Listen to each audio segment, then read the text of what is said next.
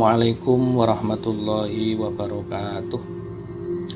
Bismillah, alhamdulillah, wassalatu wassalamu ala rasulillah wa ala alihi wa sahbihi wa mawala amma ba'dah. Selamat pagi semuanya kepada segenap mahasiswa-mahasiswi kami dan hadirin semuanya. Pada kesempatan yang berbahagia ini kita masih diberi kenikmatan untuk menjalankan aktivitas kita. Semoga kita semuanya mendapatkan pertolongan dan ridho dari Allah Subhanahu wa Ta'ala. Oke, langsung saja untuk pertemuan kita pada mata kuliah fikih ibadah. Pada pertemuan kali ini kita akan bersama-sama untuk membahas terkait tentang toharoh.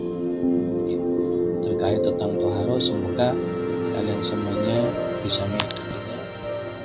Persiapkan peralatannya, mohon dipersiapkan alat tulisnya seperti kita akan bisa mempraktekkannya. Jangan lupa setelah ini kalian harus bisa mempraktekkan daripada toharoh ini. Tujuan pembelajaran daripada mempelajari materi ini yakni yang pertama, harapannya mahasiswa dapat menguraikan pengertian toharoh. Jadi kalau sudah kalian bisa mengikuti video ini, kemudian juga membaca literatur yang lainnya, nanti bisa menguraikannya terkait tentang toharoh secara rinci. Yang kedua, mahasiswa dapat mempraktekkan toharoh dalam kehidupan sehari-hari dengan baik. Kalian dipersiapkan untuk mempersiapkan alat-alatnya terkait tentang praktek toharoh nanti, dan juga bisa diaplikasikan dalam kehidupan sehari-hari.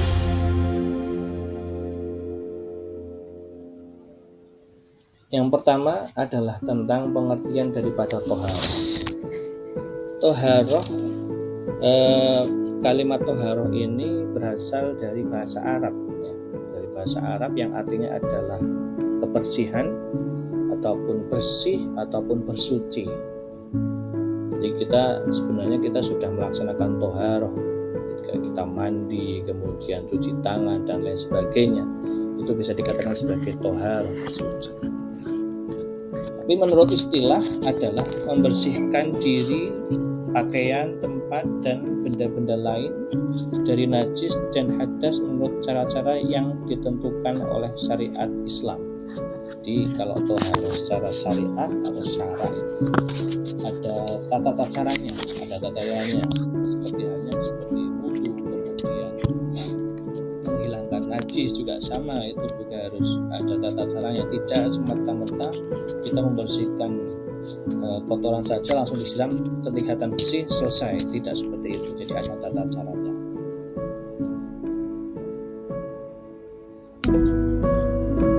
Kemudian ini adalah dasar kita diwajibkannya untuk bersuci untuk toharoh. Baik itu kita mau melaksanakan sholat ataupun yang lainnya, yang mana sebelumnya harus dilaksanakan toharoh atau bersuci.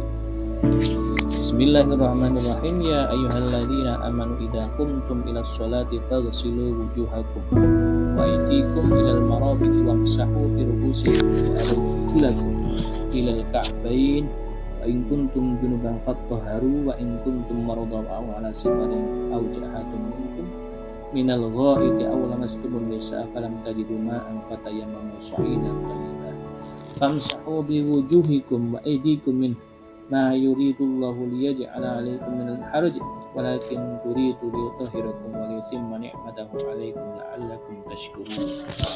Itu adalah dalil di mana kita diwajibkan untuk bersuci, yakni bersuci dari hadas, yakni ya ayyuhalladzina amanu idza qumtum ilas sholati. Jika kita mau melaksanakan sholat, kita wajib untuk bersuci, yaitu dengan cara berwudu. Faghsilu wujuhakum wa aydikum ilal marafiq wamsahu bi ru'usikum wa arjulakum ilal ka'bayn. Itu namanya adalah rukun-rukun daripada berwudu. Kemudian ketika kita kuntum junuban, ketika kita sedang junub atau sedang memiliki hadas besar, fatahharu, maka kita wajib untuk bersuci, yaitu dengan cara mandi, dengan cara mandi sekujur tubuh kita. In kuntum marudhu ala safarin aw ja'a ahadun minkum min al-ghaidi aw lamastumun nisaa falam tajidu ma'an fatayammamu sa'idan thayyiban. Ketika kita sedang sakit atau sedang dalam perjalanan yang dimana kita tidak menemukan air, tidak menemukan air, maka kita diharuskan tetap bersuci dengan cara bertayamum. Itu adalah sebuah kemurahan bagi kita, di mana kita masih tetap diperbolehkan untuk bersuci dengan tidak menggunakan dengan air. Itu dengan cara famsahu biwujuhikum wa aydikum. Jadi kita cukup hanya mengusap wajah dan juga kedua tangan saja.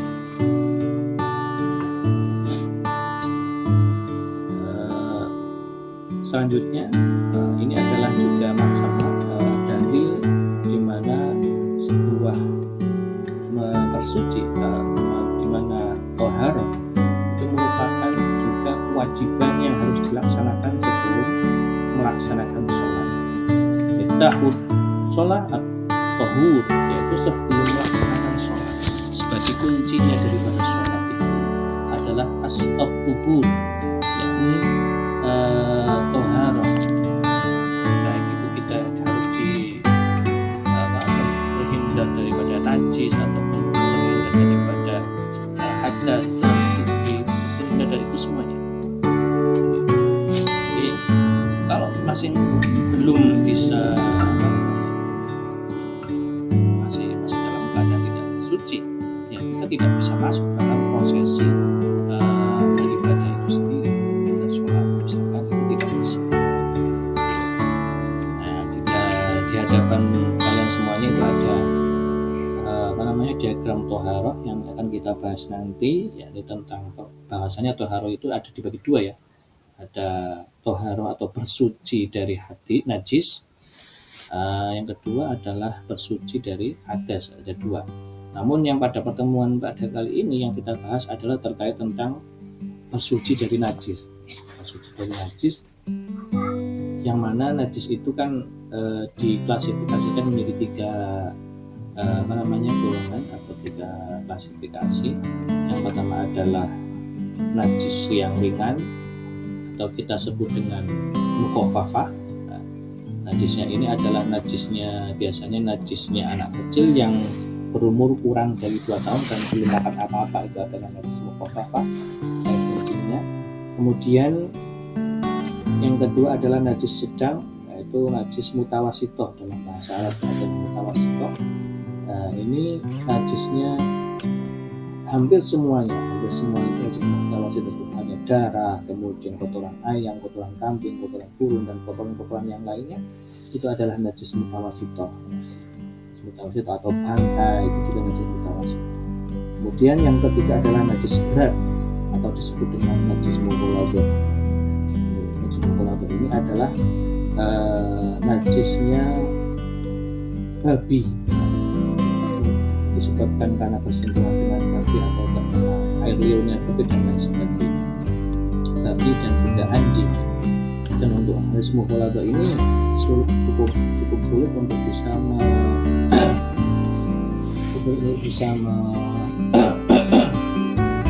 mensucikannya. Ada treatment tertentu yang harus dilakukan.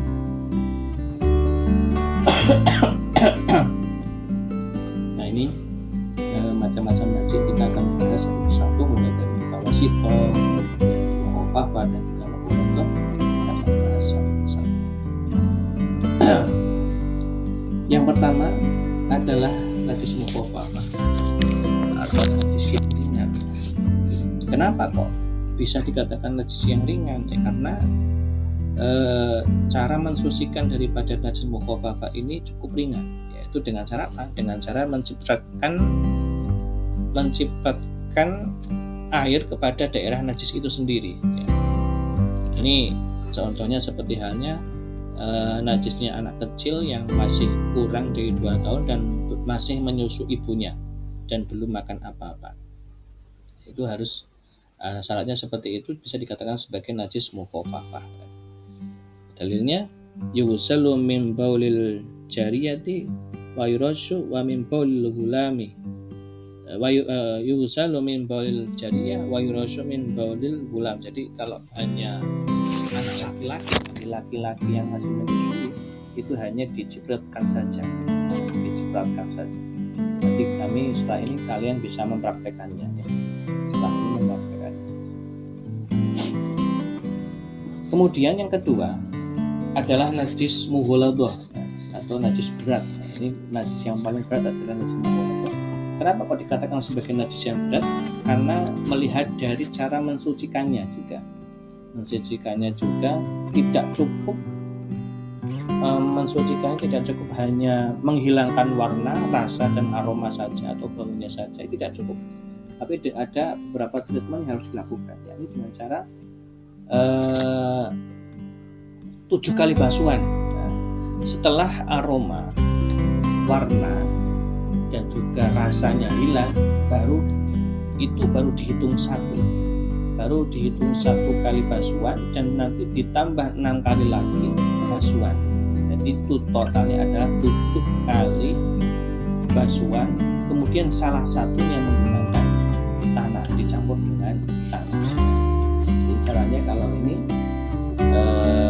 bekas daripada sentuhan babi ataupun anjing ataupun terkena air liurnya ataupun yang lainnya, nah ini dibasuh sampai hilang dulu, kemudian setelah hilang baru dihitung 1 kali dan diulangi kembali sampai 7 kali, salah satunya menggunakan tanah. Itu adalah cara menghilangkan najis. Dan yang selanjutnya adalah najis mutawasito. Najis mutawasito ini adalah najis tengah-tengah. Jadi maksudnya najis tengah-tengah ini ya antara mukhafafah dan juga mughaladah. Ringan dia juga tidak, berat dia juga tidak, sedang. Jadi antara itu, antara mukhafafah dan mughaladah, cara untuk membersihkannya. Nah ini untuk najis mutawasito ini contohnya seperti halnya darah, nanah, muntahan, kemudian sesuatu yang keluar dari kemaluan depan maupun belakang. Kalau dalam hal ini air kencing, ya selain bayi. Kemudian kalau benda padat adalah kotoran, batu ginjal. Kalau cair kencing, kalau gas itu adalah kalau itu adalah bangkai dan lain sebagainya. Itu adalah contoh-contoh daripada najis mutawasito. Kemudian bagaimana caranya untuk bisa membersihkan atau mensucikan najis mutawasito ini? Yaitu dengan cara menghilangkan warna, rasa dan aroma. Cukup menghilangkan rasa, warna dan aroma itu sudah cukup. Jadi tidak perlu dibasuh 7 kali dan lain sebagainya, itu tidak perlu. Jadi hanya yang penting warna, rasa dan aroma itu sudah dihilangkan, kemudian dibasuh dengan air, dialirkan dengan air. Kalau menurut mazhab Syafi'i itu wajib hukumnya untuk mengalirkan air. Setelah warna, rasa, aroma hilang, kemudian dialirkan airnya, itu baru bisa bisa suci. Jadi kalau menurut Imam Syafi'i seperti itu. Jadi kalau masih belum dibasuh dengan air, itu masih, meskipun sudah tidak ada warna, rasa, aroma, itu masih dihukum sebagai yang bukan najis atau yang bukan najis. Jadi harus disucikan. Dengan cara metode pencuciannya dengan cara yakni penyiraman, disiram dengan air, diguyur langsung sampai hilang. Biasanya ini di tempat terbuka ya, jadi gampang untuk melakukannya. Disiram saja dengan air semprotan shower itu semuanya. Kemudian ditambahkan air ini bagi ketika di tempat air yang menggenang ataupun di kamar mandi, di kolam ataupun yang lainnya, dirasa di situ ada kotorannya atau najisnya, ditambahkan sampai 2 kula. Ditambahkan sampai 2 kula, atau kalau ada ember yang kurang dari 2 kula, maka itu ditambahkan sampai muluber. Nah, itu bisa mensucikan terhadap air itu sendiri. Dan notabene-nya tanda kutipnya itu barang najisnya itu sudah tidak ada lagi. Itu kalau bagi air yang kurang dari 2 kula.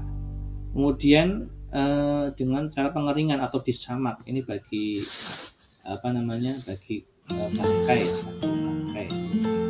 ataupun samak kulit. Nah, itu bisa bukan bangkai, mohon maaf, tapi kulit itu bisa dikeringkan, itu bisa menjadi suci.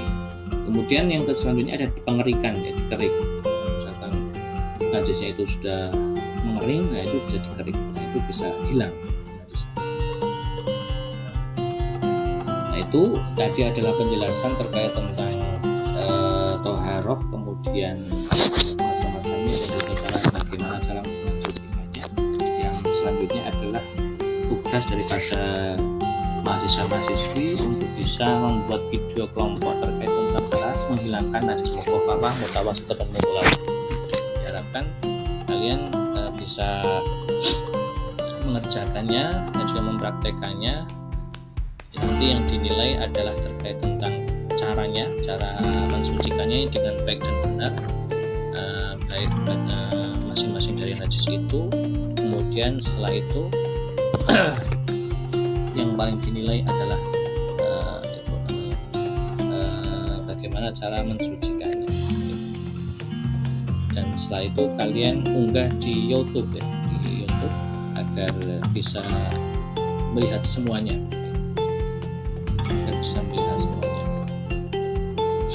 Alhamdulillah, mungkin itu saja yang dapat kami sampaikan. Semoga pada kali ini bisa bermanfaat, dan jangan lupa kalian untuk bisa membuat video tersebut dan juga mempraktekannya di dalam kehidupan sehari-hari.